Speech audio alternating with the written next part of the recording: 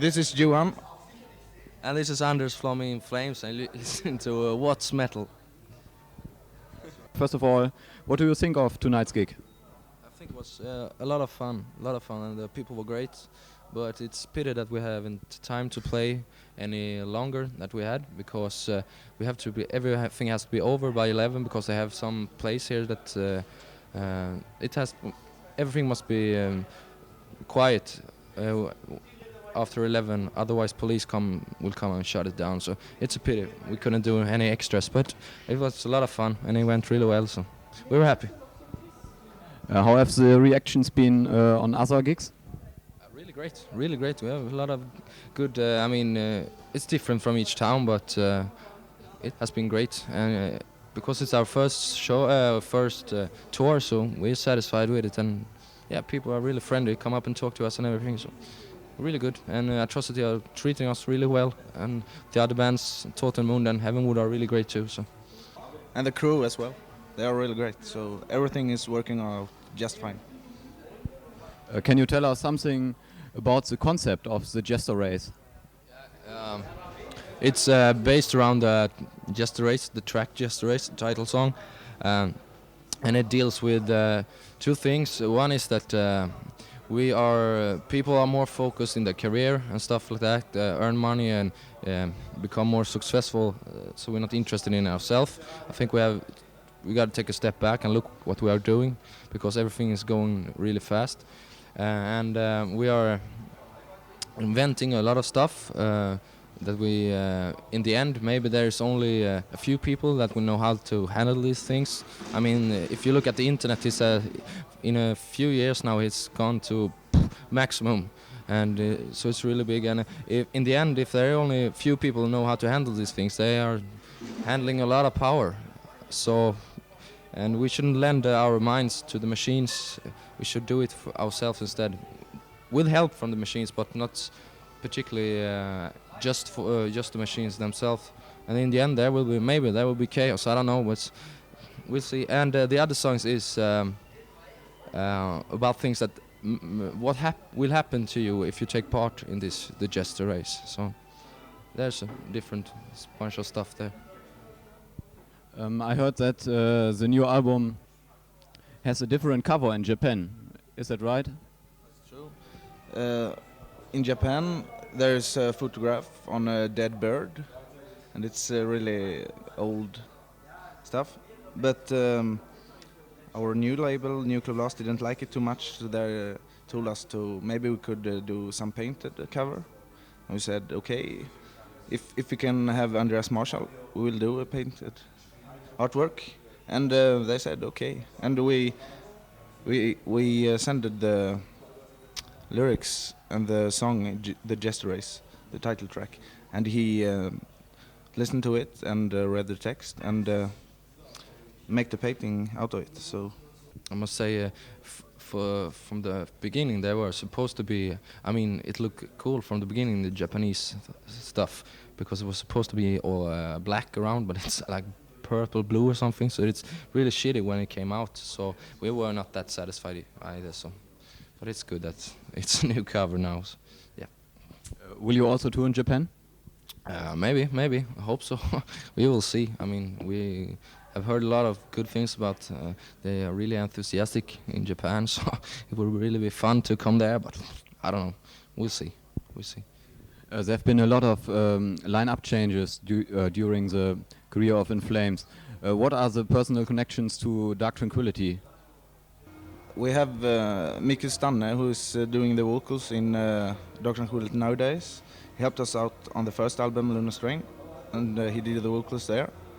And the former singer of Dark Tranquillity is a full member of In Flames now, Anders here. And we had a lot of other members before that, but now for the first time we are a whole band with a steady lineup.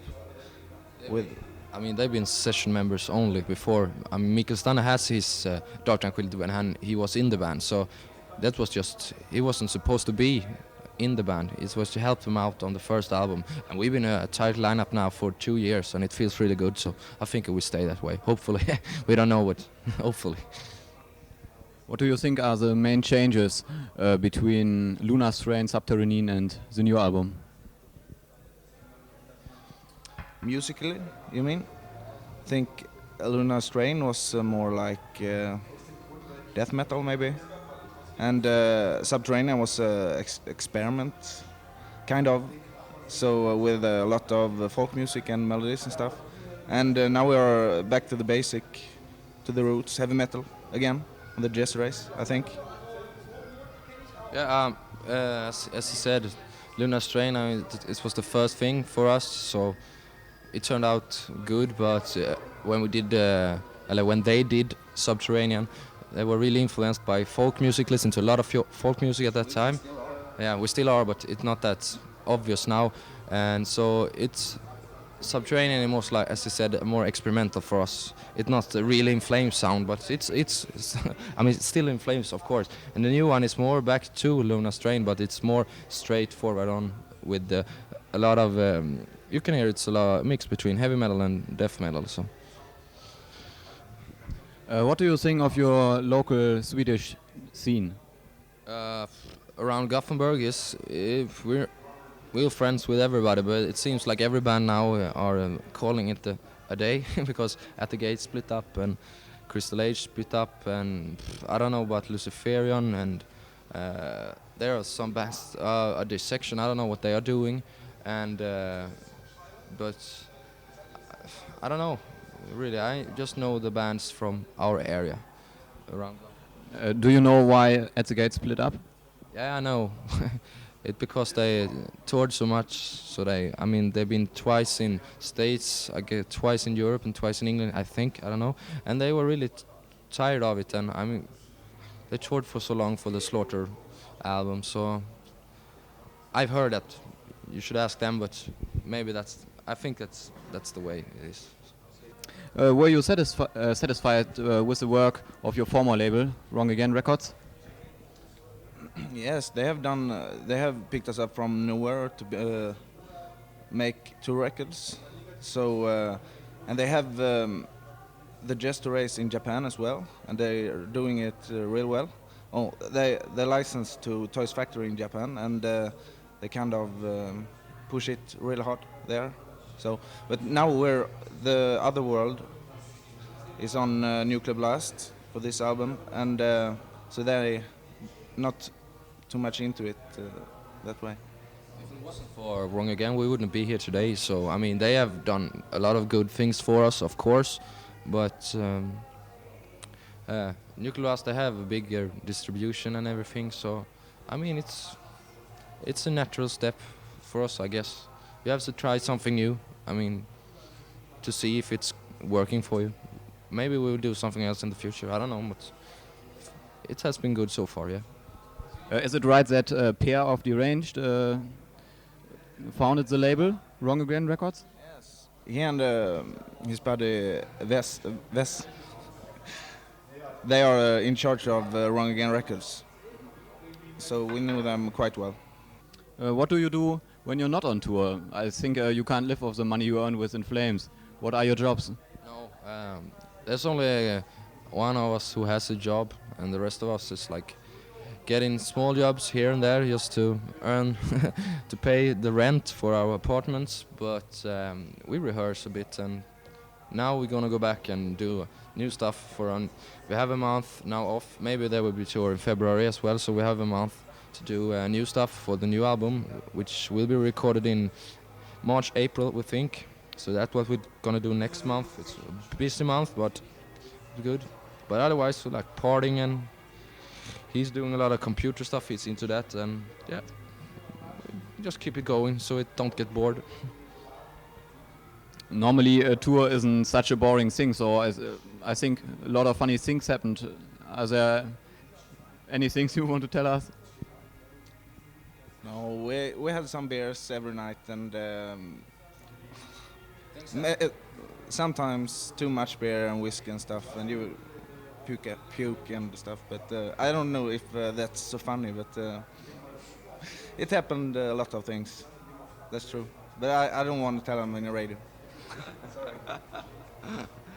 Groupies. No comments.